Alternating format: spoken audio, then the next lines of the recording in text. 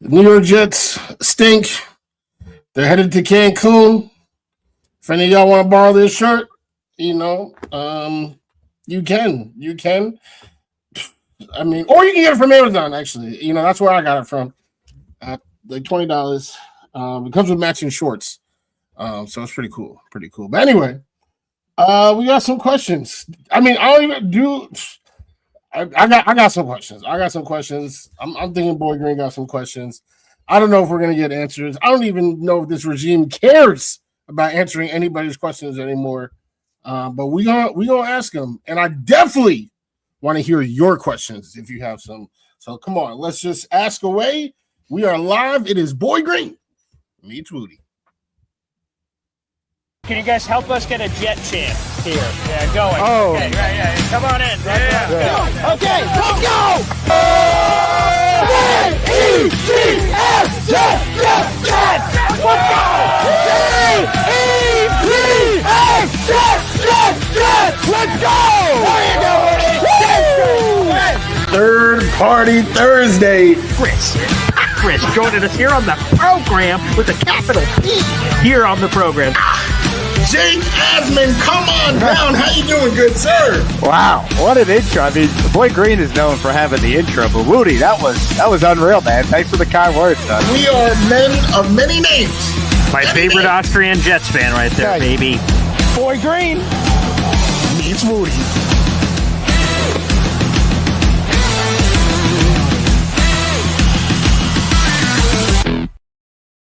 Welcome to another episode of Boy Green Meets Woody. It is your boy James Woody, and you already know we are Woody, rocking everywhere. Right here, my man who's slow motion for me. My man right here, he is the boy who became king, rocking a beanie. Oh, we are the Beanie Boys. He is none other than Mr. Paul Esden Jr.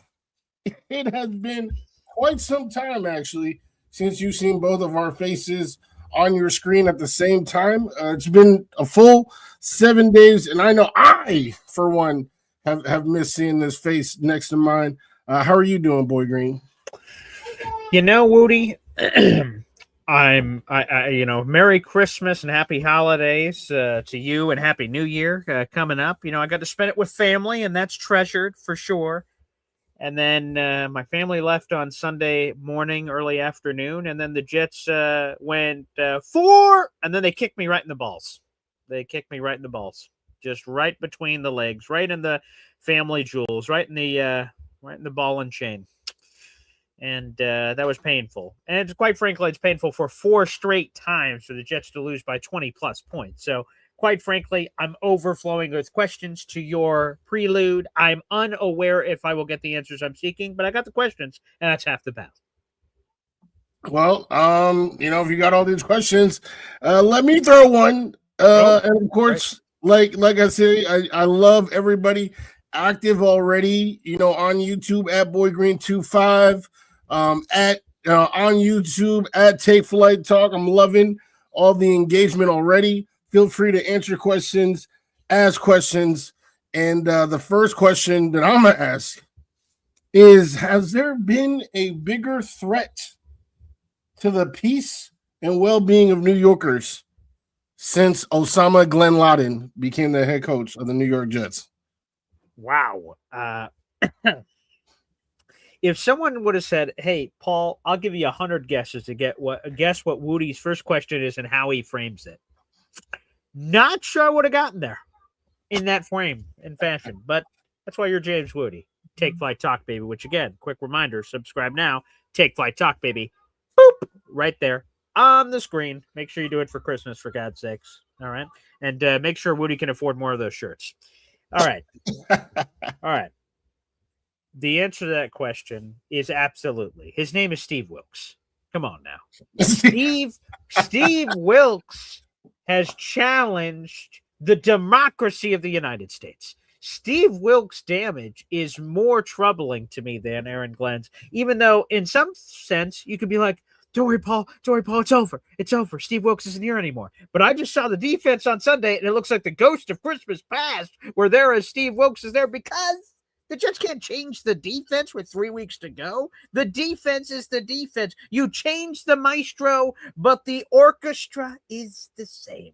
Someone else is waving their hands in this motion, which I don't know if it really means anything. Does everyone already know the song and there's just some guy going, I'm not sure. I didn't go to that school. But I'll tell you this, that it looks the same.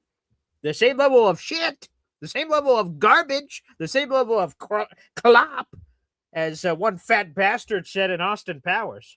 Okay? This defense looks terrible. So, no, I would, if I'm going to start pointing fingers, playing the old blame game, Kanye West Jesus, great song on the Twisted Dark Fantasy album. I would say Steve Wilkes would be the answer to that question, James Woody. Well, the thing is that Steve Wilkes isn't here. And they're still playing like this. The offense does not look good. I mean, it's not just one thing. The whole team stinks and has given us the worst December since 1972. Is that the stat? There are so many historically bad stats. I can't remember which ones are in the history of the NFL and which ones are, from, since 1972. Well, the December one is worst of all time. So the point there you go. Is worst of all time in December, and currently on the Jets scale of things for their own personal franchise, in terms of the totality of the season, they're third or fourth worst in Jets franchise history. So we're not even at the end, baby. We still got a game to pad those stats. And guess who's been here from the jump? Osama Glenn Laden. All right, he is the one that came. He tore down the players we had, the roster that we had. He's still here. And again, this December, I mean, the worst of all time now have been corrected. And you guys keep wanting to say, oh, well, Dan Campbell, he won 3 games. And, the Lions, now they're a decent team. Well, guess what? All 3 of those wins came in December, right? They beat a Minnesota team that was in the wild card. They were in the wild card.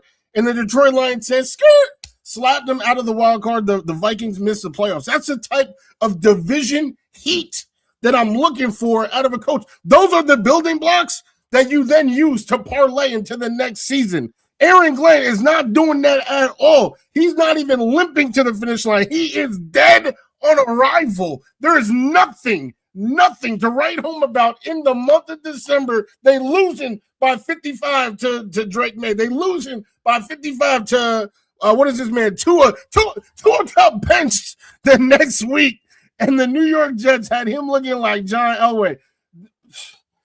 This is nothing at all like Dan Campbell's regime. So I need you guys to keep Dan Campbell's name out your mouth. Right now, this is the reign of terror. The reign of terror by none other than, I'll say it slow, Osama Glenn Laden, the biggest terrorist in New York City today. Wow. There's a lot to unpack there, Woody. There's a lot to unpack there. I will use the unpacking as part of an opportunity to throw a question back at you. The Jets have one more game left in their season on the road against the Buffalo Bills. It will be the final game in that stadium because the Bills, while they can play for some level of seeding, it is 5, 6, or 7. The division is gone. The Patriots already won the division. So I ask you this, Woody. If Aaron Glenn goes into Buffalo and beats the Bills under any circumstance, Bills bench their guys right from the beginning, Bills bench their guys in the middle of the game, whatever, does Aaron Glenn get any credit for beating the Buffalo Bills in Buffalo if that happens? Because you showed me a very interesting graphic, Rudy, a while back. We collabed, as we young folk do, on the gram. And Aaron Glenn is still winless in the division. But the interesting thing is context gets lost in history, right? You showed me Rex Ryan went this coach went this coach went this. If Aaron Glenn beats the Buffalo Bills and he's 1-5, I don't see myself 20 years later going, wait a second, but that win came against backups in Buffalo. No one's going to remember that. So if he gets the win, it will be on the docket. So I turn it to you, Woody. If Aaron Glenn gets the upset, And right now, the Jets are understandably prohibitive underdog in that game. And here's the graphic in which we referenced. And let me turn off the scrolling ticker so we can see it in all its glory from back then. Aaron Glenn is still on the over at this point, and a few more O's were added to some of these other opponents on there. But this was the graphic back then. I ask you, Woody, simply, would Aaron Glenn get any credit for, whoa, you just took out the Buffalo Bills? Whoa, hey, you didn't go winless in the AFC East, buddy. I think you actually said it pretty well. That in hindsight, yes, Salah would then be the only one with the donut in his name. You're not gonna remember that fine print, but I think there's just too much like all those different stats. The only team, I mean, if they get, I feel like bigger than the win right now is simply getting an interception. Like if say that one more time. I said bigger than the win right now to me is like getting an interception. Like there's just too many like dubious distinctions, like just all these terrible stats around this Aaron Glenn era. Like I'm talking about stats that we didn't have to deal with Salah, didn't have to deal with Gase. Like this was first of my lifetime. As we already said, first in NFL history for a lot of them that we're experiencing. So I don't know how much, beating the Bills, if anything, because now everyone's talking about draft pick. They're talking about Dante. They're talking about Fernando. So I don't know who would be happy. If they were playing competitive football this whole time and they beat the Bills, it's like, okay, nice. Hang our hat on that, like what I just said with Dan Campbell. But they've clearly they haven't done a thing. They've been, like I said, dead this whole month. So to then just randomly win against the Bills backups, I mean that's cool. It's cool. Hopefully you got an interception during that game, but I think there's just too much just stank on this year.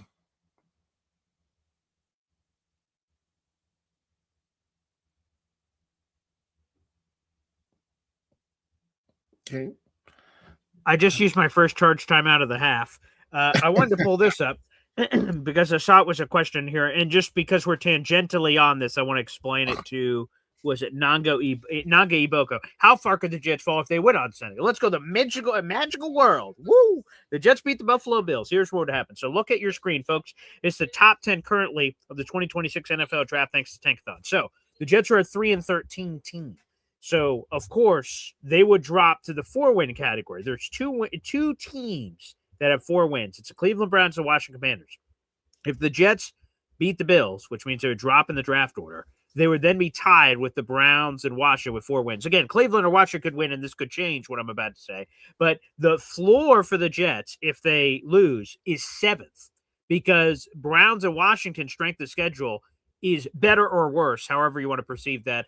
Because like better or worse versus strong or weak, like that's confusing for some people. So just long story short, the Jets would lose the tiebreaker to both Cleveland and Washington. So the Jets could go from 3 all the way to 7 if they win. So it could have a dramatic impact. Now, again, Browns and Washington could win, so then it could just be 6. So, or some of these other teams could win. So some other things can happen. But the worst second half of the Jets can't drop any lower than 7 because every team after that, Saints, Chiefs, Bengals, those are all 6-win teams and obviously 1 game to go.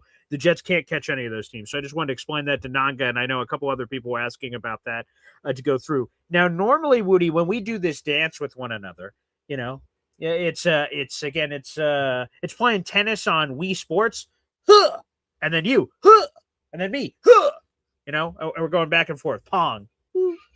Yeah, we're getting all kind of video game references, but I actually want to follow up with another question, if I may. And you mentioned the Aaron Glenn so you mentioned Aaron Glenn and like, all these dubious stats. Like they have not gotten an interception. As you all know, it's the longest streak of games. It's the longest start to a season. And if they don't get an interception on Sunday, they'd be the first team in NFL history to go through an entire season. And there's more games than ever to not have a pick. My question to you, Woody, is do you put that at the feet of Aaron Glenn? Because I've heard a lot of people, Jake Asman was on local TV. So shame on me. I'm in New York. I don't live up in that area, so I'm not as familiar with the TV stations. But he was on the sports channel, and shout out to Jake, suit and tie, all dressed up. And he was like, Aaron Glenn in his career has over 40 picks as a Jet, yet they don't have a pick. What the hell? There's been a lot of Jet fans I've heard throwing similar things at Aaron Glenn. Like, hey, buddy, how does your team not have a pick? The last time I checked, Aaron Glenn ain't suiting up out there. He's not, which we could use him with all the injuries, but he ain't suiting up out there catching interception. So I don't put the blame entirely on AG for this, but do you, James Wudi? 100%. And you should be ashamed that you don't. That's his jurisdiction. I'm tired, and they keep saying, defensive coach, defensive minded coach. He already said, very early that it's not about defense or offense. He's a coach. And I'm gonna have to wholeheartedly agree because everything about his defense absolutely stinks. But it's not his defense. It's not his defense. It's Wilkes' defense. It's the position coach that coaching defense. Aaron Glenn is the head coach. He's not working. He's working on both sides of the ball. He should be in charge of his chickens when they hatch. And right now, nothing is hatching. Okay. He had the opportunity to have DJ Reed, somebody who I saw get a game-winning interception on primetime television today. He didn't care about DJ Reed. Instead, he got Burnt Toast Stevens. I'm not going to sit here and say that Sauce is an interception magnet, but he does lock down, a decent amount of the field to force it to other people's direction. He had a roster with, 3 All-Pros, a couple Pro Bowlers in there, and they had no problem. A lot of these players that played for Aaron Glenn had no problem picking off Jalen Hurts 4 times with Robert Saleh, Mahomes 3 times, Josh Allen a bajillion times. I'm gonna have to wholeheartedly hold Osama, complete fault for this dubious distinction, and he should be ashamed. Complete fault. That's just so over the top, which I'm not surprised coming from you, James Wudi, Captain Over the Top, which often happens. Don't CBW's tweet up here because quick, I want to give a shout out to Boss Girl. Okay, Boss Girl here who says, so if we lose, more hate for AG, and if we win, even more hate for AG. You nailed it. Apparently, that's exactly what is in store for AG, this poor bastard, coming up on Sunday. But no, whose comment do you want me to highlight here? CB Dub. Oh no. Well, yeah. That's a fact. But the one that's less obvious is if you had your way. No. He's insane. Oh my God, she's done nothing wrong. Oh my gosh, I didn't say that. Give him another chance. He's under contract for 5 years. Give him 5 years. We all have 5 years, right? It doesn't matter that we're in the longest playoff drought in all of North American sports. No, how is that AG's fault? He wasn't here for those 15 years. I'm not blaming AG for that, but I'm saying there's a sense of urgency that we should have that you guys don't have. Well, here's the thing. Here's the thing that bothers me is that, okay, and Nick Faria, we just did an interview with him on our MCU Show digital channel. He said something that I hadn't really thought about, which might explain some of the anger. But so many people are so angry with Aaron Glenn, and rightfully so. The Jets have had like one of their worst seasons of all time. If they lose to Buffalo, which is more likely than not that they lose outside of an upset, that would be the 3rd team in Jets history that's lost 14 games or more in a single season. 2020, Adam Gase's final year. Rich Kotite's final year in 1996 was 1-15. And hopefully Aaron Glenn's final year. You see that 10, Boy Green? Final year. Why would he get another year after that? Yeah. So, but the thing is just like people are so angry at Aaron Glenn that they're like blaming him for everything. Like if they go outside and it's all icy and they slip, like son of a damn Aaron Glenn, that bastard. And then like everything is Aaron Glenn. I'm saying that I'm not absolving him of blame. This if Boyd out of his way, none of the Jets failures would be Aaron Glenn's fault. That's not true. We're going to another extreme. There is a gray that exists in between. Everyone in this society is so black and white. It's this or that. It's up or down. There's nothing in between. There is in between. Okay. I don't think Aaron Glenn is responsible for all of the problems. I also don't think he's immune from all of the problems either. It's somewhere in the middle. on some of these issues. And I don't think Aaron Glenn should get the blame for everything, because if you're going to give him the blame for everything, say, what a loser. He sucks at this, sucks at this, sucks at this. And it leads people to say, well, what good does he do, Paul? What good does he do? You're Captain AG Truther over here. What does he do? Well, some of the things you guys love about personnel decisions, the last time I checked, AG was hired before Darren Mucci. The last time I checked, AG is the one that is the reason Darren Mucci's here. Lance Newmark was going to be hired. Who the hell is that? Oh, yeah, that's that guy in the Washington Commanders front office. He was set to be hired. And AG said, nah, I want somebody else. And he got Mucci in here. So the Mucci guy that you guys all love, he basically hired. And also, Aaron Glenn's final roster say on everything. So a trade, Juwan Briggs, you're giving credit to Mucci. Some of that credit goes to AG. Jarvis Brownlee, any of these trades that they made, guess whose desk it has to come across before it's official? A freaking G. So again, I'm not trying to take all the love away from Mooj. He deserves some of it too, but so does AG. It is a mixed bag for AG. Mostly bad in a 3-14 year, but it's not all bad. I don't know. I can't understand the people that are separating here and saying Mooji's a superstar, AG's the problem. If you like some of these things, there is no way in my mind that Mucci is a Western, a gunman out there going, pew, pew. Hey, AG, guess what? Checking your mailbox. Jarvis Brownlee's yours. Pew, pew, pew. You're welcome. Oh, Juwan Briggs. Pew, pew. Here you go. I was just patrolling the saloon out there, and I just found this Juwan Briggs guy. Hope you can use him. No, these are conversations. There's depth here. They talked, and maybe AG said, this Juwan Briggs guy is interesting. And then Muji and him talked it out and said, yeah, let's go get that guy. It is a collaboration where someone wears the pants in this relationship, and that's AG. So can we give a little bit of credence, a little bit of love to AG, man? Come on. No. I don't care about Juwan Briggs. No disrespect to him as a person. But what do you mean? We got Juwan Briggs. What impact does that? He's been very nice. Did that make on the team? Is he in the Pro Bowl? Is he doing something of value? I don't understand how. See, and that's that. You literally just proved CBW's point. Others have said in the chat as well. You out here just trying to glass half full your way into trying to say that AG hasn't been one of the worst head coaches in the history of the NFL. So you're saying AG should be fired? Yes. Well, let me ask you this. Okay. Yeah. Now we asking questions. Okay. The Steelers and the Ravens, they play. Yeah, Sunday Night Football, final game of Week 18. Yep. Both fan bases want their coach to be fired if they lose. Crazy. Yeah. If that were to happen, and one of those guys, I'm not right because we don't know who's going to win. Either of those coaches hit the market. Is Boyd Green making a call? I'm not. That is why you're insane. That is why you have a problem. That is a serious issue. That is a serious issue. You have Stockholm syndrome. Okay with all this losing, and that's disgusting.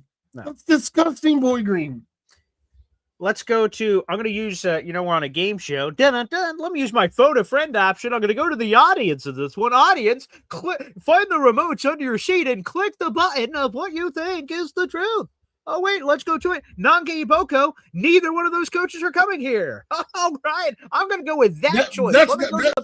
You said make the call, okay? And make the call, I would not. Because here's the thing that happens. You make the call, and let's say it leaks out. We've seen this happen in NFL lands before, that Woody Johnson made the call when the Harbaugh rumors came out. He was making calls when he still had the head coach, and those come out. And AG's like, whoa, I thought he trusted me. Then all of a sudden, the whole house of cards collapses. So to me, the risk is what? Call them and see if they're interested. And what if they say no, like a lot of us assume? Why in the hell would Harbaugh or Tomlin come here when there's better options on the table, with all due respect to my own team? The Giants would be more interesting than for Tomlin or Harbaugh than the Jets.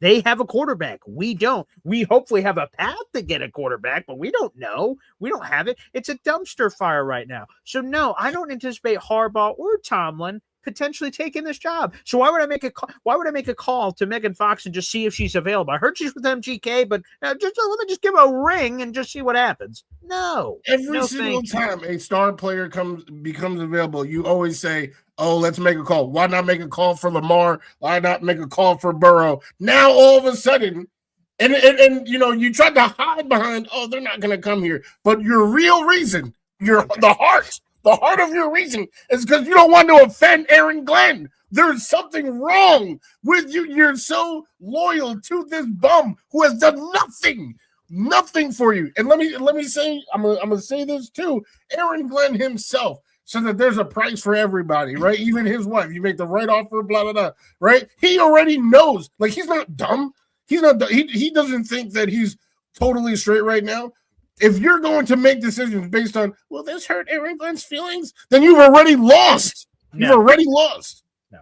Okay, I'm sorry I'm faithful. I'm sorry when I put a ring on somebody, I'm committed to that person through high and low, through thick and thin. It's all low. There, when the priest was there, he said, till death do us part, through the highs and the lows of the mountains and valleys. And you were like, this relationship's a little rocky. Hey, is there a nice, lady of the streets that's available at 2 a.m? Like, come on, man, be faithful. Be faithful. I put a ring on it, and I believe I'm not just going to one rough patch. I'm like, well, this relationship's over. No, I'm going to see it through. I'm not going to overrate to 1 year. And by the way, if I may, who's been starting at quarterback? Oh, that's right. Brady Cook, who friggin' stinks. Let Brady cook. It's been boiling. It's been burning. It's been a disaster.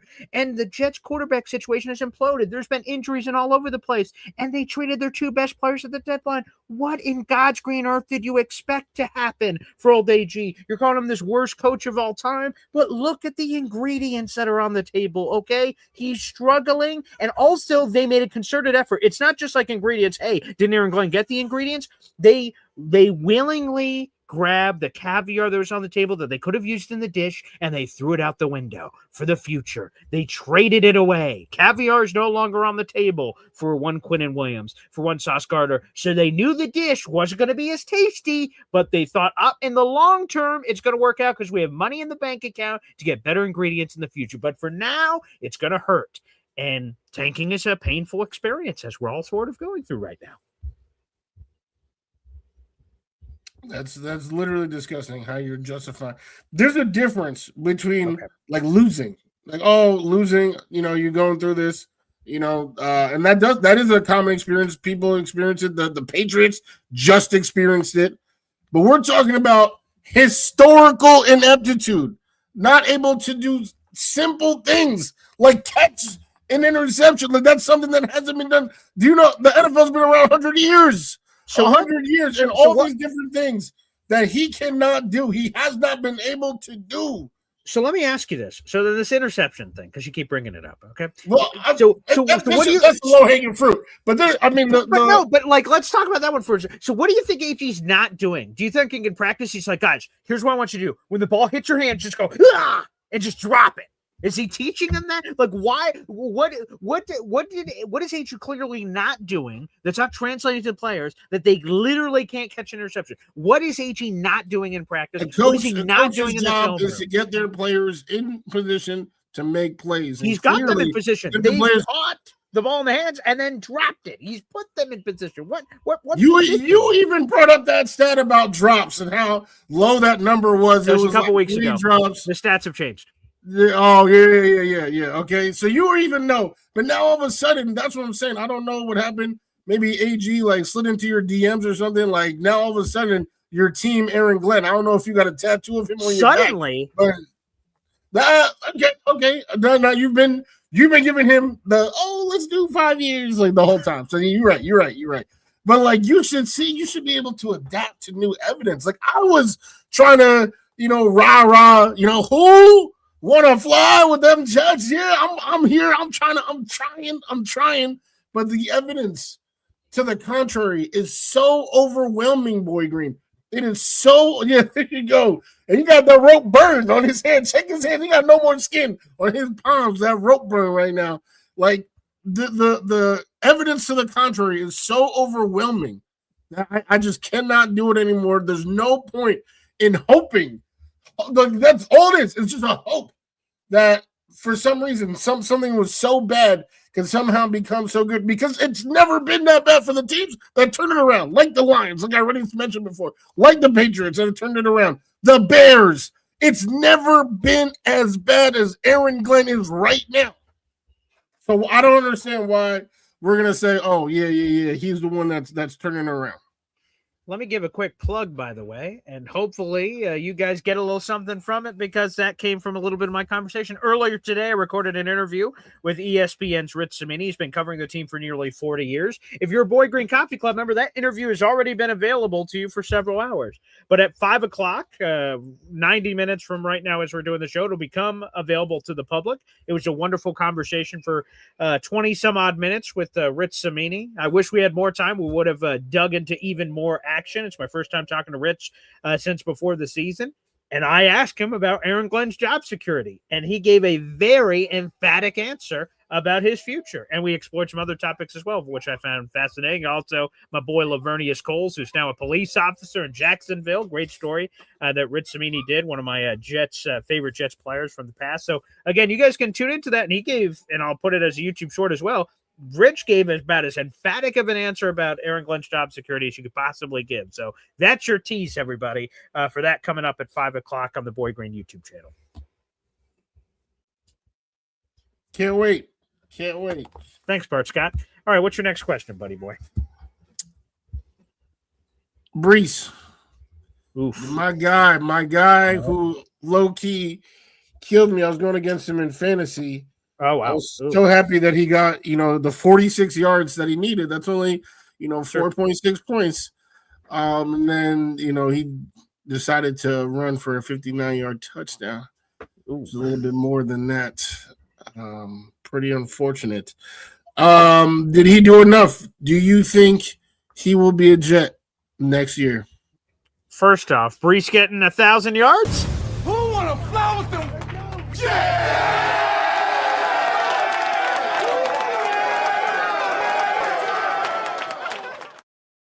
Before I answer futuristic questions about this or that, Brees Hall finally doing it in year number 4, getting that 1K. We've been talking about that forever and a day. Brees! Cup the hands for Brees. It was funny. Someone texted me this, that like after Brees got his 1,000 yards, it went back and forth. Like he had it and then he lost yards and then had it. And then the 59-yarder just made it emphatic that he had. Someone said, and then Brees got hurt on the sideline. They're like, ooh, Brees got hurt as soon as he got that 1K. And I was like, come on, man, that's not right. So some people were throwing shade at that. To answer your question, is Brees Hall a member of the Jets next year? I say yes. Now, you ask me in 2027, is Brees still a member of the Jets? That's where we get froggy. To me, this was something I had it on my notes for Rich, but with his limited time, it would have been a back and forth, and I would have enjoyed it with Rich. In his Sunday column, he said that the Jets are very interested in bringing back Brees. And I said, oh, that's fascinating. But Rich said he wouldn't give Brees a franchise tag if it was up to him. He thinks the Jets want to keep Brees Hall really bad. We'll see what Brees Hall thinks of it. We don't know that. But Rich Smith, said he wouldn't give Brees Hall a franchise tag. And I'm just curious because, the contract he projected for Brees on his podcast this past week was a 3-year deal for $30 million, $10 million per year. For those who don't know, that APY is Aaron Jones-ish, which is tied for that number, which is borderline top 10 running back money, is what he would have. And if I'm Brees, and I'm clearly going to be the best running back free agent that's going to be out there, when you look at age and everything else that's included, there's some other good ones, Travis Etienne and a few others, but Brees is going to be arguably the best running back that's available in free agency. If I'm Brees Hall, and if the Jets are not going to use a franchise tag on me, which means if I wait, I'm getting to the open market, why would I take a deal from the Jets early, especially at $10 million per year average? So top 10 highest paid money, that's more than he's making. On his entire rookie contract, he made $9 million. So to make more than that on a per year base on a brand new deal is a raise. But if I'm Brees, I owe it to myself to see the market. Now, Jets, if you don't want me to see the market, use the franchise tag. It's $14 million. You want to use the franchise tag and block it, so be it. But I don't understand why Brees, or why the Jets I understand why the Jets may not want to use a tag. $14 million is a lot of money. That would be third highest paid running back in football based on APY. So I understand why they wouldn't want to do it, but they may have no choice. They may have to block it because they had a chance to get a 4th round pick from the Chiefs. They didn't take it, which by the way, I'm cool with. They should have gotten a 3rd. Chiefs shouldn't have been cheap bastards. Jets would have a 3rd and Brees wouldn't be here right now. That's what should have happened, but it didn't. So now we live in a new world. Now that the Jets did not get the guaranteed pick for Brees, you are motivated to keep him now, or else you look like an idiot. Because who knows if you're ever going to get that comp pick? You just have over 100 million cap space. It's very likely they're going to sign some free agents. It's going to cancel the Brees Hall acquisition that when he departs potentially, and then you get nothing for Brees. So if you're the Jets, of course you got to try to keep him, and the only way to guarantee to keep him is with the franchise tag. So I think they are forced to franchise tag him because if I'm Brees, I'm pushing my market, and then maybe. Because the franchise tag deadline extends to July. If you tag somebody, so long story short, you can work out a long-term deal for a couple more months. If you tag somebody, it expands the negotiating window. Maybe they're able to knock out a long-term deal during that pocket of time. But if I'm Brees, I force the Jets' hand. I'm like, if you don't give me a deal that I think is good, then I'm not taking a sweetheart deal. Then you better tag my ass or I'm hitting the market. So, yes, I think Brees Hall, long story short there, will be a member of the Jets in 2026. In 2027, little up in the air. That's crazy. Crazy. A lot of things. I won't break down all the different things that I find offensive with that. But I will say that, if I'm Brees, I'm probably I'm trying to leave. I'm trying to get out of here. Yeah.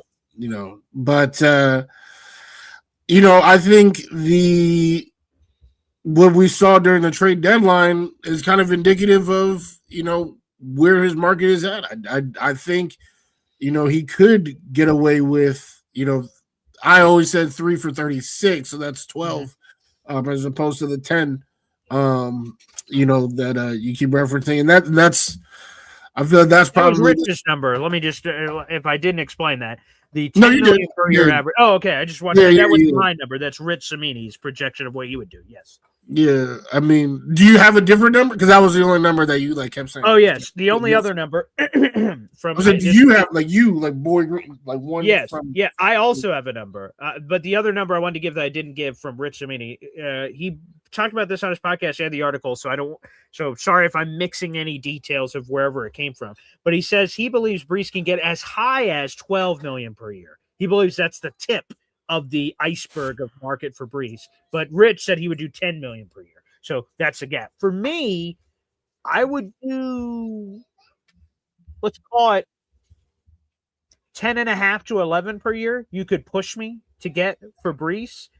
But the curious thing is what Philly is talking about. He's saying give him 11.5 to 12 million per year. That gets done. I'm curious the number that gets it done. The number that I put on in front of Brees and his agent and say, here's the number. We don't want you touching free agency. We want you to take this right now, and you don't get to explore the market. What's the number that has to be put in front of Brees Hall where him and his agent are like, all right, we'll take it.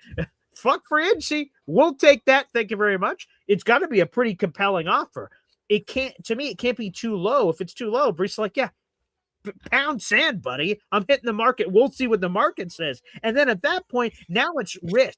It's the Saquon Barkley thing we saw on the Hard Knocks. Does Saquon, or in this case, Brees, let's say he reaches the open market. Let's say he gets whatever offer from the Texans, whatever random team. Does he come back to the Jets and say, hey, here's the offer. You want to match it? Or does he go, yeah, fuck you, Jets. You suck. You can't win games, and I've had horrible luck here. I'm going to some winning team.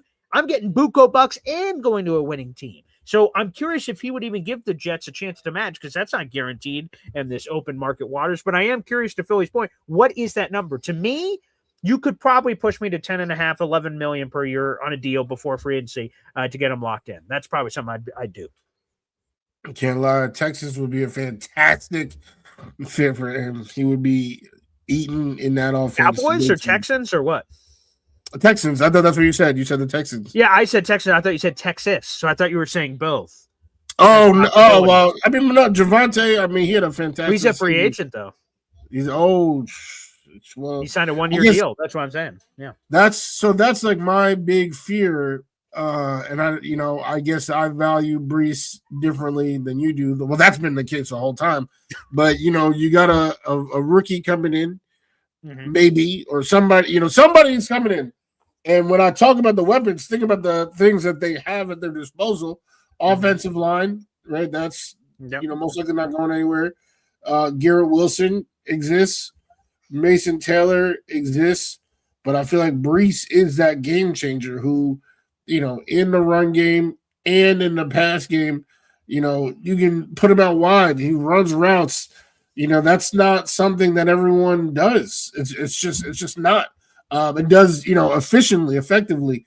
So I just, there would be a big loss that I don't think, in free, even if, we did a Brees Javante swap. I know Javante obviously had much gaudier stats this season, but I'm not sure if he is as versatile of a running back as Brees. So definitely looking at that. But do you have your next question? I have one if you don't have one.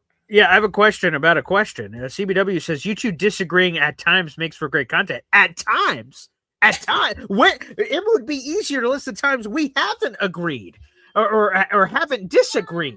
But before the time, like at times, we disagree every day. Like I'm like, hey, Woody, do you want water or soda? Yeah, I want this, and I'm like, oh, geez, I want this, and then we're arguing about the air we breathe in our lungs. So at times, with all due respect, that is a lot more than at times, I would say. We got nearly 200 people in the room, by the way. Like the video, hit subscribe on YouTube, no matter where you guys are watching. Me and Woody do this dance twice a week. That's all we can handle. Every Tuesday and Thursday at 3 o'clock. Again, folks, make sure you subscribe at Take Flight Talk on our YouTube channel here. You may be watching this in 5 different destinations: Facebook, Instagram, Twitter, my YouTube, or Woody's YouTube. But give a big shout out to Take Flight Talk. Surged over 200 subs here over the holidays. And hey, we're trying to surge for some more, for God's sake. So show some love at Take Flight Talk. Here as well. Yeah, another question I sort of want to get to you here, Woody, because I know how important Week 18 is to you and the X's and O's of Jets-Bills. Is it Hendon Hooker time for the Jets? With how Brady Cook has looked, he threw his 7th interception in limited opportunities. That's 7 picks and 3 fumbles now for old Brady Cook, unless there's another turnover I'm missing from the New England game, which is possible. So that's 10 turnover-worthy plays, if you want to call him in that way, for Brady Cook. Is it Hendon Hooker time, who was the QB2 for the Jets this past week? Tyrod and AG and everybody dealing with a weird personal situation. AG refused to expound upon that, which I'm totally cool with. Tyrod, hopefully he's okay. But whatever personal situation happened, it looked like that could still linger here. And Justin Fields out for the season. So Hooker could at least be the QB2, but I'm saying maybe QB1 in Week 18. What say you? He's personally tanking, all right, and he's just doing it in a way that's way more amicable than Max Crosby. That's what's going on there. And who's doing that? You said Tyrod. What are you talking about? They out here, they gotta do a solid. So with Hooker, hey, wait a second here. Oh, hey, Craig, my guy.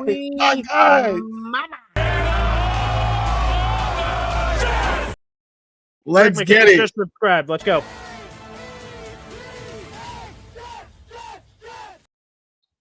Appreciate that. Appreciate you big time. Yes, it is the most wonderful time of the year, the holiday season.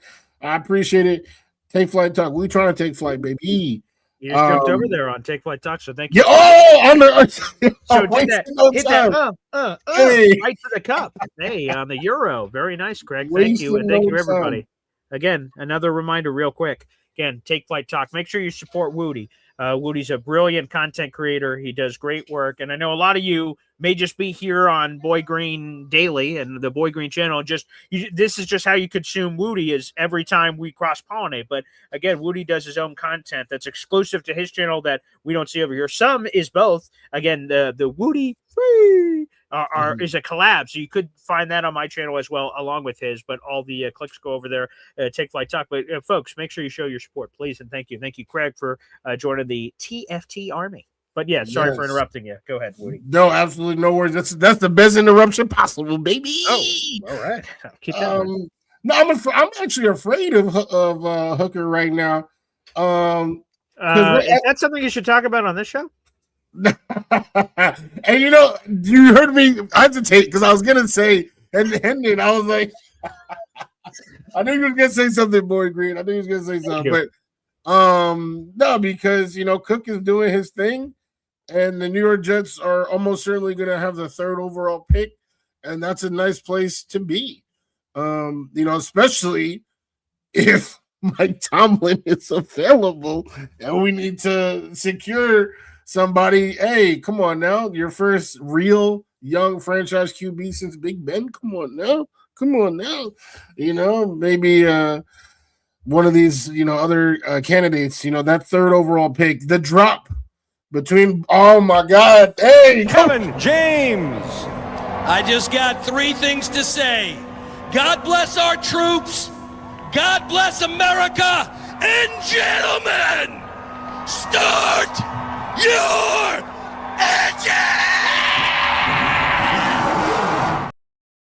Vroom. We out here. Come on now.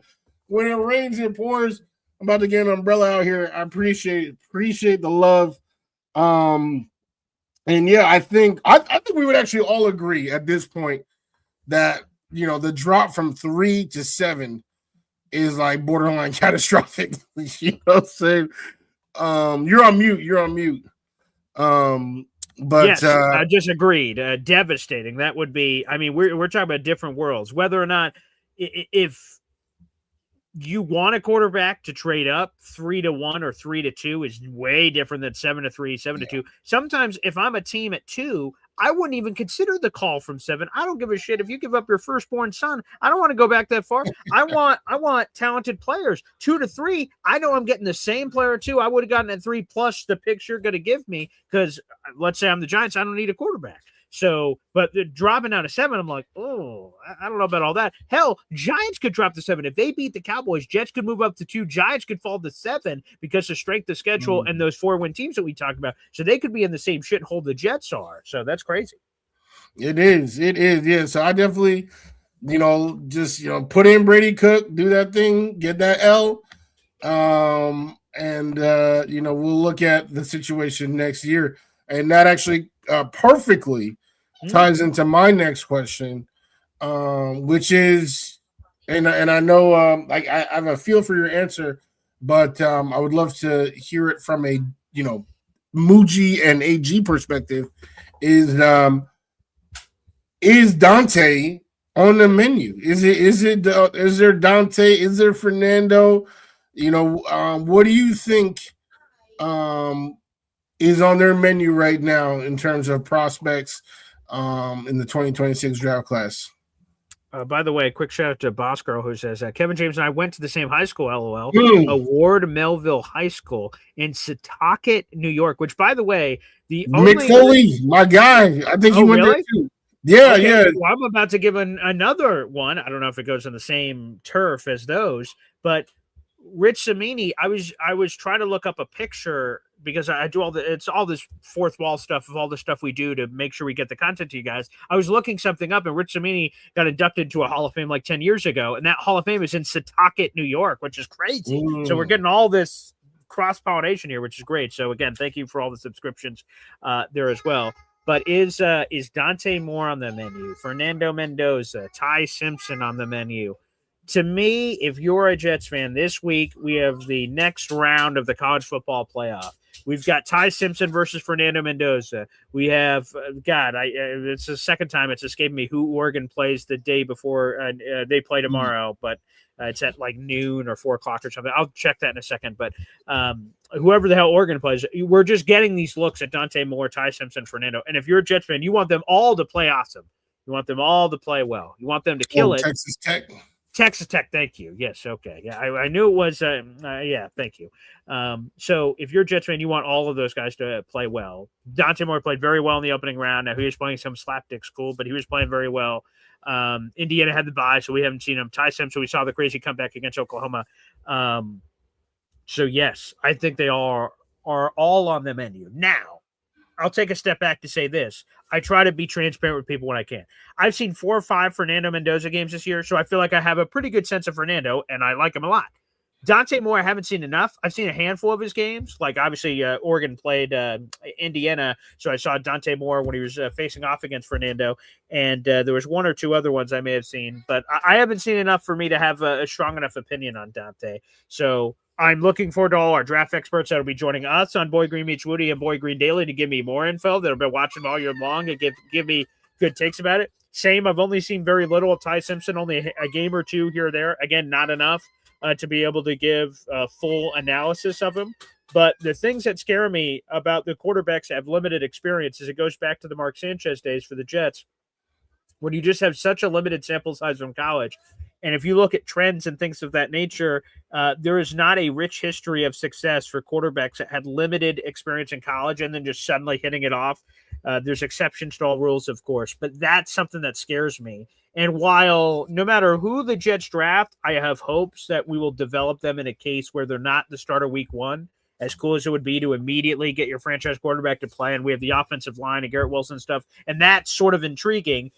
The Jets had unbelievable line health this year. They haven't had that kind of offensive line health in 13 years. Do we have to wait another 13 years to get that level of offensive line health? That's the thing that scares me. If you go, let's say they somehow end up with Fernando, and then they say, you know what, our offensive line is good. We could just throw him out there. And then you immediately have injuries. You can't go, just kidding, Fernando, you're back to the bench. You can't put the toothpaste back in the tube once you make that decision. So that's the thing that I fear a little bit. So I want whoever the quarterback is they draft, whether they have a lot of experience or not, to sit and marinate on the bench. And still, I don't know. I get a little bit of heebie-jeebies when you don't have enough of that experience. Like Fernando was at Cal, who's at Indiana. Like, he's been around enough where I'm like, okay, I've seen enough of him. I don't know if I have of the other 2. Shout out to my guy Dano from the Danger Zone on Take Flight Talk. Both chats are just popping off right now. He said Dante Moore is Deshaun Watson. With the Texans. Oh, with the Texans. Oh, okay. Yes. It's initially he's Deshaun Watson. We're all like, oh. Yeah. So it's kind of a roller coaster there. Yeah. I mean, if that's the case, obviously that would be a fantastic deal. My big thing about the QB now, like whoever we draft now, they have an O-line. I know you just said injuries, but like technically, this wasn't even. The O-line that we were supposed to go in with. We had an injury. I know that they were, super healthy, right? The same combination. But I'm saying, I feel good about that room, the depth. We'll see what happens in the offseason in terms of AVT, Simpson, what happens with that interior. But I feel good about it. I feel good. Garrett Wilson is better than any receiver Sam Darnold played with as a Jet. Obviously, Zach played with Garrett. But to me, Zach was the wrong choice. And Darnold was the right choice, didn't build around him. Zach was the wrong choice, and we actually built some people around him. This time around, the offensive line, like there's even more to be excited about on the offensive side. Mason Taylor has sure hands. So it's really just a matter of the coaching. Like, can they get this kid up to NFL speed? And that, I know whatever side you're on with the Glenn situation, it's like Aaron Glenn looked at Justin Fields' clip. It's not about who else was there. Nothing. It has nothing to do about that. No, it really doesn't. Because he said that other coaches haven't used Fields to his potential. We see what he can do. And we're about to show you guys what he can do as a QB. And they low-key, like, kind of obliterated his career. Like, after the Steelers, they were able to convince you, 4-2, right? I was trying to help you guys see through it. You didn't want to. But, like, now, all these games of 60-yard passing and all this type of stuff, like, they gave him his worst season as a pro. So how can I then trust this exact same staff to look at a QB, say, ooh, this is how we're going to use him. We're going to bring out the best. and actually expect that to happen when they failed so miserably with Justin Fields. I can step back and see what you're saying. That when Aaron Glenn continues to say, because he's been asked a few times, sort of the variation of this question, like, what's your message to Jet fans after this debacle of a season? And he's like, hold on to the rope. We've got a plan. We've got a plan. And then, Wudi, you're like, well, that other plan you had said this, and it didn't work. Now you're just saying, oh, no. But this is the plan for sure. This is definitely the plan. That other plan, those crap. It's this plan. This plan is for sure. It reminds me of a Christmas Story. They go, I've never made this comparison in my life, so it's so funny this just randomly hit me, that the family, goes out to the Christmas tree lot, and they have to get a brand new Christmas tree. And then the used car salesman / Christmas tree guy, he keeps trying to sell them trees. And he's like, look at this tree. And then the wife goes, I don't know, this seems a little piney. And he's like, yeah, this tree's crap. I'm just kidding. This is your tree. It just keeps trying to sell them on a different tree, despite the fact that it's all kinds of shit. And then there's all this negotiation.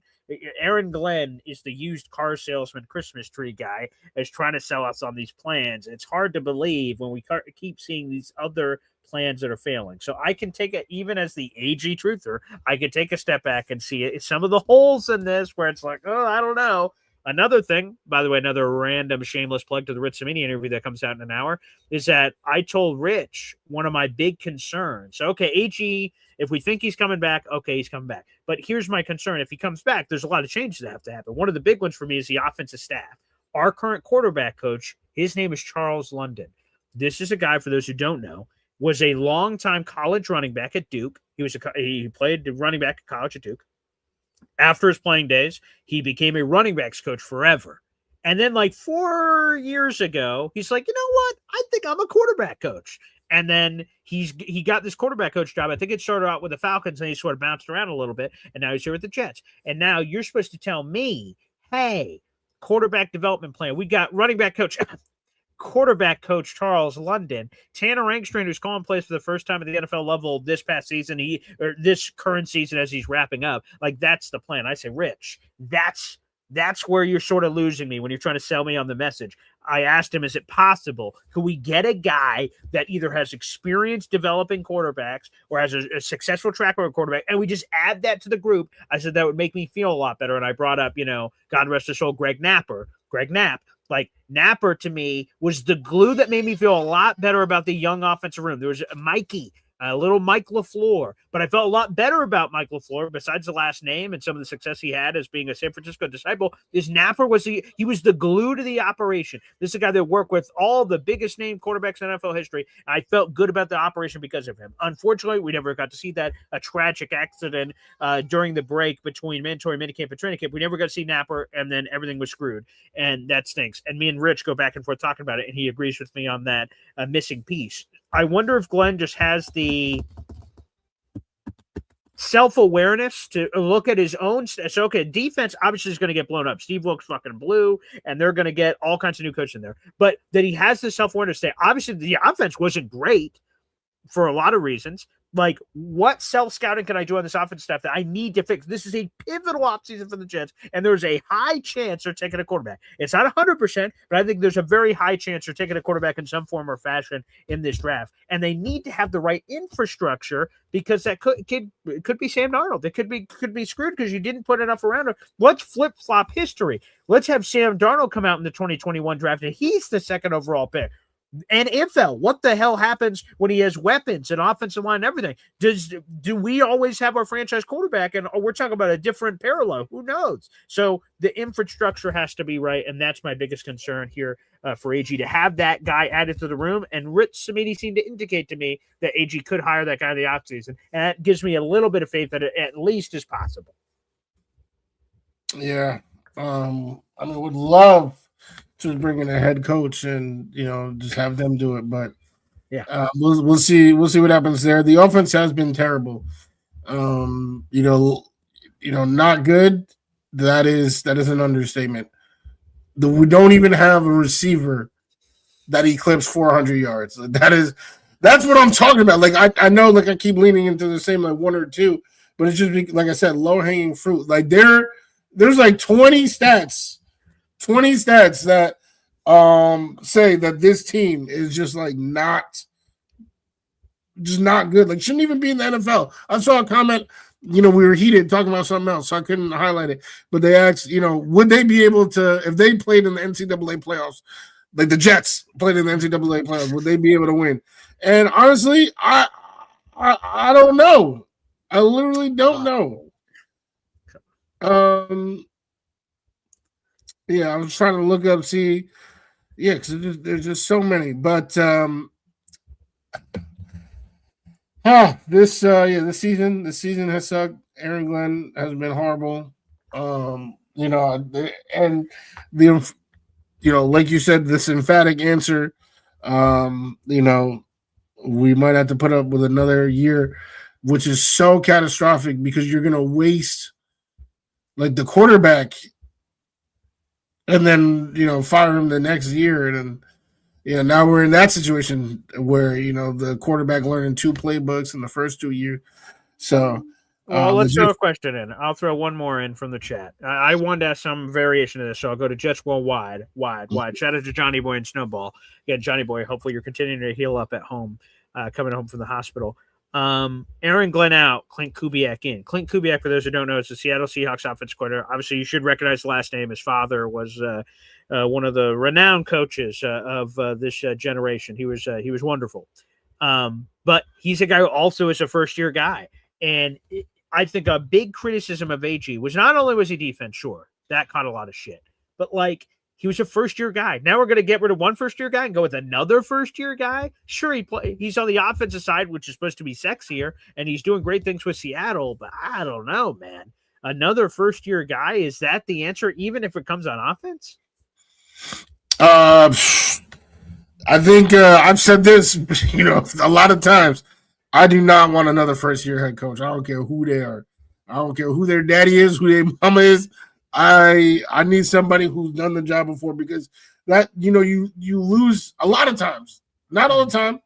Look at Liam Cohen right now. They win in the division. The Bears, Ben Johnson, they win in the division. So definitely there are exceptions. But what we've seen is that whole year is like a mulligan that we have to just excuse, and then now, and that's we on this hamster wheel right now. We're literally on the hamster wheel, just doing the same thing over and over. And I'm tired of it. Bring in the head coach who's done that before, where year one is not a learning experience. It's not, I've done this before, I know what to do. Let's get the system in place. So Kubiak, I'm not trying to disrespect him whatsoever as a coach, and I'm sure he'll probably go somewhere and be the next Liam Cohen, be the next Ben Johnson. But for the New York Jets and what we have at stake as fans, I would not pull the trigger. I need to get somebody in here who's done it before. All right, let me go to this one because Jet News, and I know we're going long here, but Jet News asks, Boy Green, at what point do you hop off the Glenn trade? If we start 0-6 again next year, are you done with him? You sort of paint the line for me. I say give AG more time. It's not fair to judge him off 1 year. The quarterback play is among the worst in football. Part of that is, of course, him, roster construction and injuries and things. Some of it you can't control. You can't complain about injuries. Everyone deals with injuries. To me, if that was you lay out 0-6, if he's 0-6, I mean, Aaron Glenn is on absolute life support. I'd be curious. Woody Johnson has 25 years of ownership, has only fired a coach midseason once. So was Robert Saleh. Would he do that in essentially back-to-back coaches? That would surprise me. So if he's 0-6 or whatever, that I'm just using that because that's the example that was presented. Like, sure, he would be toast outside of some miraculous second half season saving. Even if he doesn't get fired midseason, he'd be done at the end of the year, and then we're resetting. And while some would view that, Woody, you sort of painted the, if the Jets draft a quarterback this offseason and then Aaron Glenn and everybody gets fired, then the quarterback, is that even going to be the quarterback as a new team comes in? There's all this extra crap that goes along with it. I would still say that the Jets, if Aaron Glenn starts 0-6 next year and they have to move on from him and he's off, if we go to 2027, I still think the Jets would be incredibly attractive to a team. Right now, the Jets are set to have over $200 million in cap space in 2027. They would have 3 first-round picks in 2027.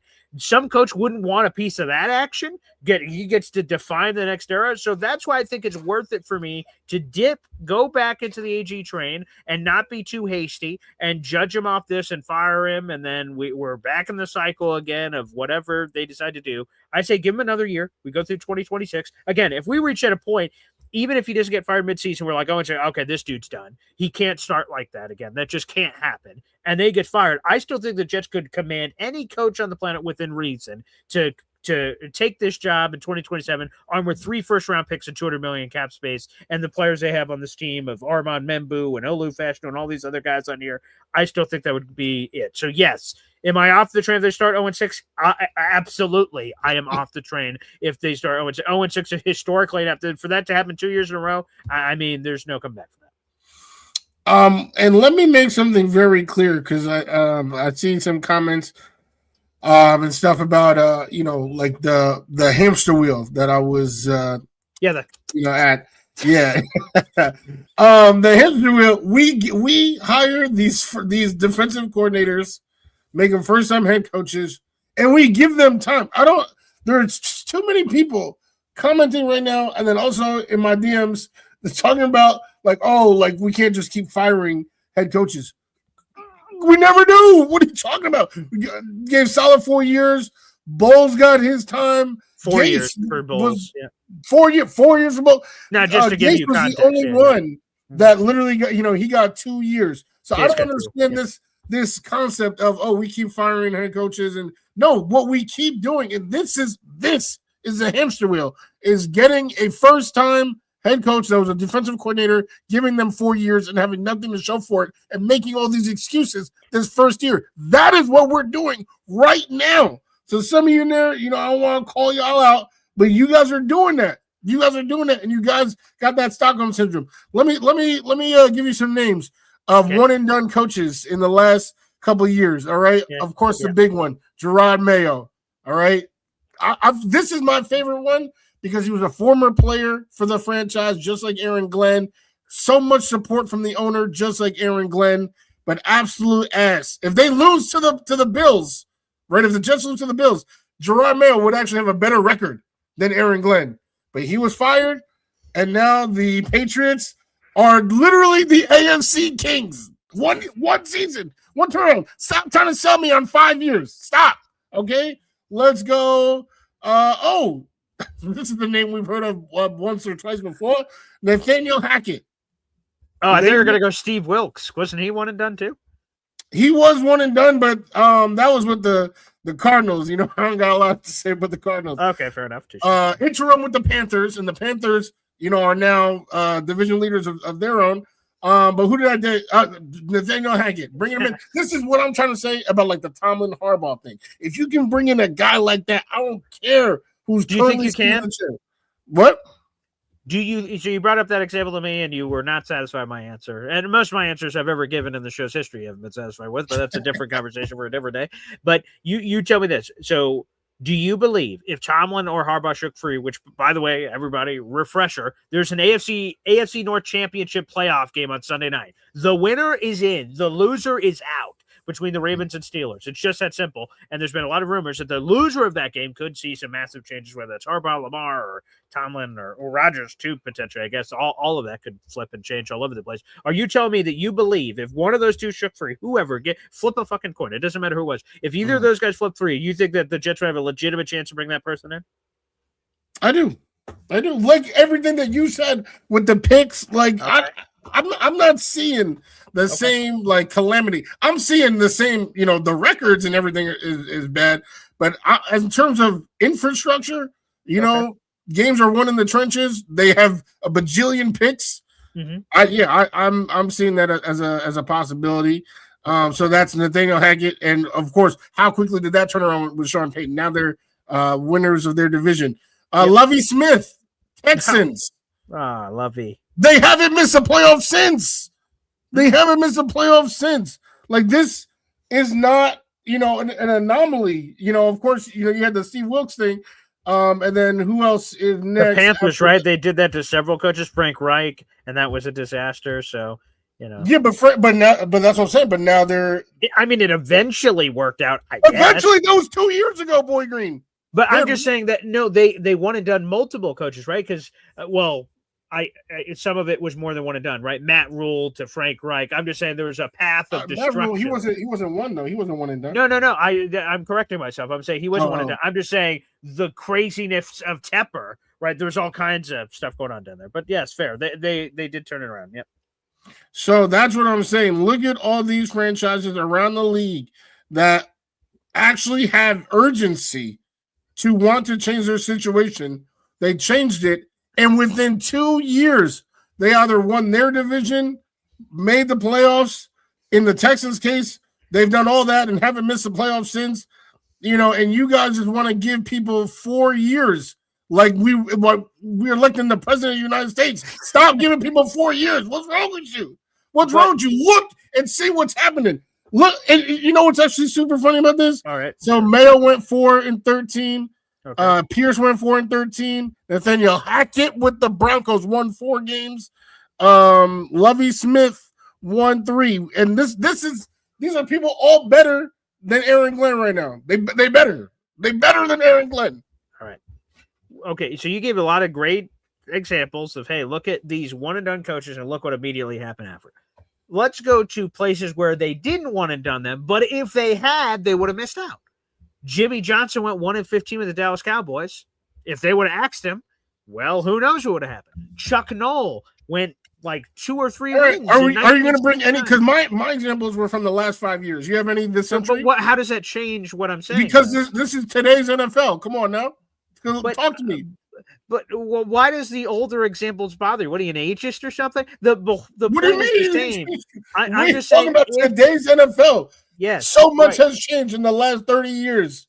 Okay. But no, the key is that someone had a bad first year, like a lot of these other coaches. But it's like Tom Brady, right? If Tom Brady, as the 5th, 6th string quarterback in Michigan, and then the whatever string with New England eventually gets a job, there are a lot of Tom Brady's out there, of backup quarterbacks that never got their shot because it never happened. The starter in front of him never got hurt, so he went through, held the clipboard, then left. And we never know if they would have been a success or not. We just all assume they weren't. So head coaches, if they would have been gone after their first years, Jimmy Johnson is in the Hall of Fame. Chuck Noll's in the Hall of Fame. These are just examples of guys that had shitty first years, and the plug could have been pulled on them. It wasn't, and they were able to turn it around. There are obviously other examples of guys that were first year terrible. They should have pulled the plug. They didn't, and then they ended up being terrible. There's none in the there's literally, that's what I'm saying. In today's NFL, there's none of those. There's nobody who has had a December like Aaron Glenn that kept their job. There's no one like it.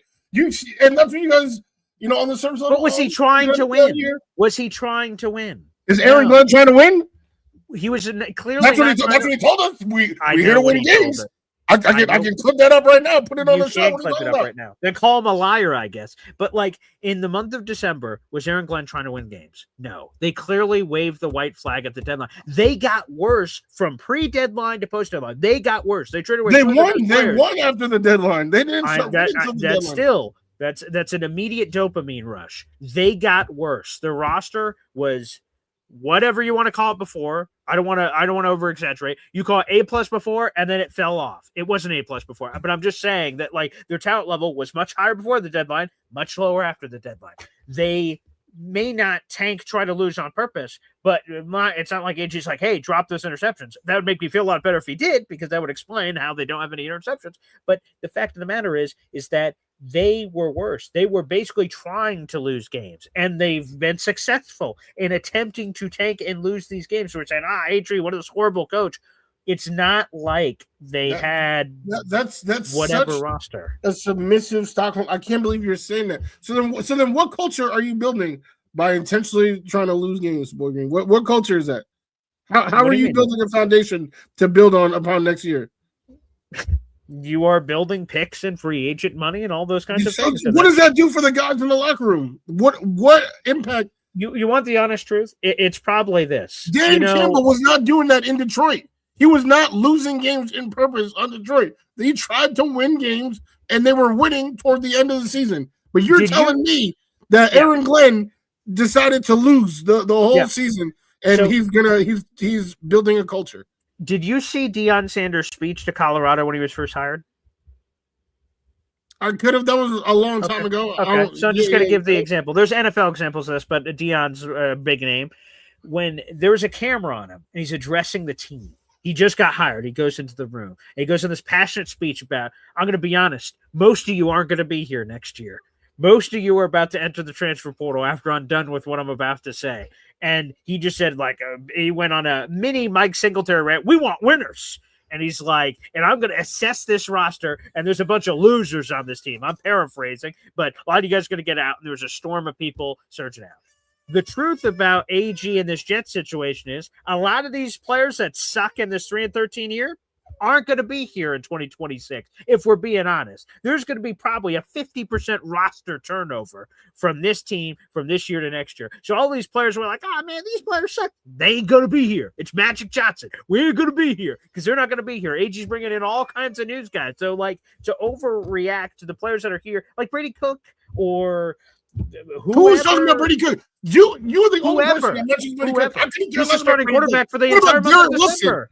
What about Garrett Wilson? What about the entire offensive line? So you're saying that Garrett's cool with the coaches apparently intentionally losing since November? What is the offensive line going to say? Oh man, this AG guy. How does that destroy anything in the culture? Physical positions in football. They're putting their bodies on the line every single snap for a team that is intentionally losing. Has the locker room imploded? I mean, based on what I'm seeing on the field, it does not look like a team that is together. It's not imploded. The locker room is just dandy. Yeah, I don't know. What I do know, despite what you guys may think in the comments, this show is just dandy. All right, it's just that my co-host is he. Like he already said, he's loyal. He got the tattoo. He got the ring. So he needs to get his 4 years. Hopefully Woody can just wake up from this nightmare and save us, especially if one of those coaches wiggle free after Sunday Night Football. Oh, my God. My phone is right here. I'll be ready to pick up the phone for anybody's behalf and get them on the team. I want you to apologize, okay? Remember this date. December 30th. Boy, Green, you have so many empty promises. You already said, I want you to apologize. Remember this date. Because when Justin Fields is in the MVP conversation, when the New York Jets make the playoffs this season. When AG gets his quarterback next year or over the months and then into next season, you're going to be like, wow, this AG coach is pretty damn good. That's what you're going to say. No, because this is what happens all the time. And no matter how many times I have to correct you in hindsight, you still don't understand the foresight. You still don't understand. I told you about Fields. I keep telling you about move after move after move after move. And, it just in 1 year, out the other. So there's nothing we can do to help you. That's something I've already, come to peace with.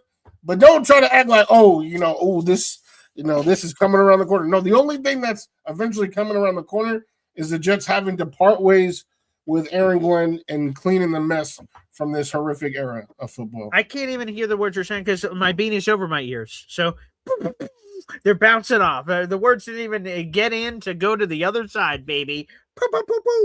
Beanie power. All right. So, thank you guys. I mean, definitely an exciting episode. I appreciate Take Flight Talk, the channel, the growth of the channel that occurred on the show means everything to me. It's not too late to subscribe. If you had been following me, over the weekend, you would have known that the Osama Glenn Laden was not a surprise. You would have known that it was coming. And of course, other Jets takes. I got Abby on there. I got Michael K, college football player. So his perspective on the X's and O's are unreal. And of course, Abby has been one of the most prominent TikTokers in the game, always breaking it down. So we always produce content. And I'm actually, live, pretty candid. I'm not entirely sure what is happening in this schedule with our show. I know we had a fantastic show today. We'll figure it out because obviously, it's holiday season, But you already know, Boy Green meets Wudi. We always bring the heat. And last one here, and again, shout out the Danger Zone. Danger Zone. 206 subs for Wudi. So cheers to Wudi. And the only plug I'll have for you is again in 40 minutes now. We've been doing like a countdown to the ball dropping. The countdown to the Rich Samini interview dropping. Again, if you're a Boy Green Coffee Club member, and I saw a few Boy Green Coffee Club members says, "Ooh, can't wait for it to drop." For you, it has already dropped. It says members only, so you guys can watch that video if you're a YouTube member to the Boy Green Coffee Club. You guys should be able to access that right now. For those that are not, you guys can join and correct that and go watch that right now. At 5 o'clock, it'll become open to the public. I'll be sharing it out on social media. We had a nice little 20-minute conversation, covered a lot of ground, a great column that Rich Samini just wrote on my buddy Lavernius Coles, Jets legend. I love Lavernius, a really cool story. And we get into Aaron Glenn job security, the coaching staff changes I'd like to see, and a few other items. Some really good stuff in there. So, folks, make sure you guys check it out. Absolutely. Appreciate you guys. We'll be back. And hopefully Osama bin Laden won't be. There you go. Thanks, everybody, for tuning in. We'll see you next time. Take